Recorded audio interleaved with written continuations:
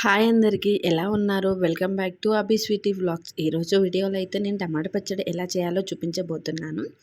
దానికోసం అయితే ముందుగా కడాయి తీసుకొని దాంట్లో అయితే నేను పల్లీలను వేసుకున్నాను.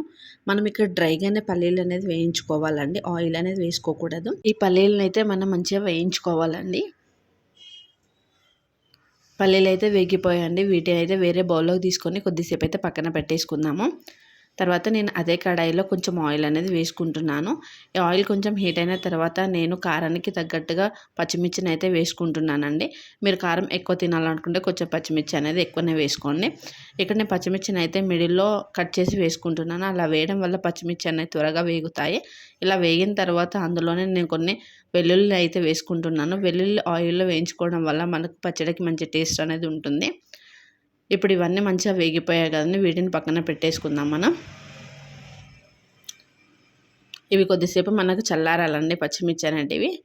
తర్వాత నేను అదే కడాయిలో నేను కట్ చేసి పక్కన పెట్టుకున్న టమాటా ముక్కలను అయితే వేసుకుంటున్నాను. ఇక్కడ నేనైతే 6 టమాటాను అయితే తీసుకున్నాను. వీటినైతే మంచిగా కుక్ చేసుకోవాలి. ఇప్పుడు ఇందులోనే కొంచెం పసుపు అనేది వేసుకోవాలి. నేను తాలింపులో పసుపు అనేది యాడ్ చేయనండి, అందుకే నేను ఇక్కడే పసుపు అనేది వేసుకుంటున్నాను. ఇందులోనే కొంచెం జీలకర్ర అనేది వేసుకోవాలి. నేను పచ్చిమిర్చిలో వేసి వేయించుకోవడం మర్చిపోయాను, అందుకని జీలకర్ర అనేది ఇక్కడ వేసుకుంటున్నాను.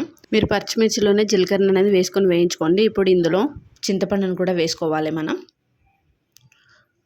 ఒక 5 నిమిషాల పాటు కుక్ అయితే సరిపోతుందండి. ఇవన్నీ టమాటా అయితే మనకు త్వరగానే ఉడికిపోతాయి కదండి.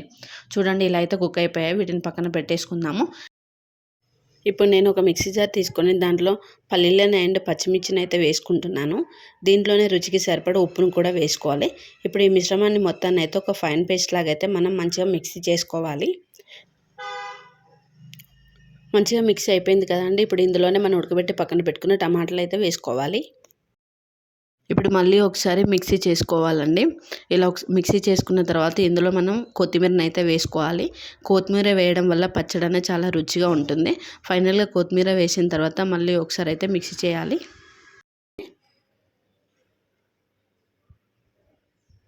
చూడండి, టమాటా పచ్చడి అయితే రెడీ అయిపోయింది. దీన్ని అయితే సర్వింగ్ బౌల్లోకి అయితే తీసుకుందాము. ఎంతో టేస్ట్ అయిన టమాటా పచ్చడి అయితే రెడీ అయిపోయింది. ఇప్పుడు దీన్ని అయితే మనం తాలింపు పెట్టుకోవాలండి.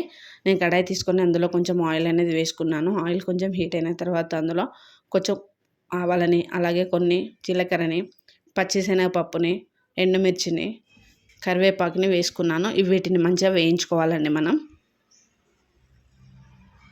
నేను అక్కడ పసుపు వేసాను కదండి ఆల్రెడీ టమాటాలు, అందుకే ఇక్కడ పసుపు వేయట్లేదు. ఈ తాలింపు మొత్తాన్ని టమాటా పచ్చడిలో వేసుకుందాము. వేడివేడి అన్నంలో ఈ టమాటా పచ్చడి వేసుకుని దాంట్లో కొంచెం గీ వేసుకొని కలుపుకొని తింటే చాలా బాగుంటుందండి. ఇప్పుడు తాలింపు అంతా టమాటా పచ్చడిలో కలిసేటట్టుగా అయితే ఒకసారి మంచిగా కలుపుకుందాము మనము. ఎంతో టేస్టీ అయిన టమాటా పచ్చడి అయితే రెడీ అయిపోయిందండి. మీకు కనుక ఈ వీడియో నచ్చినట్లయితే లైక్ చేయండి, షేర్ చేయండి, అలాగే సబ్స్క్రైబ్ చేయండి ఫ్రెండ్స్.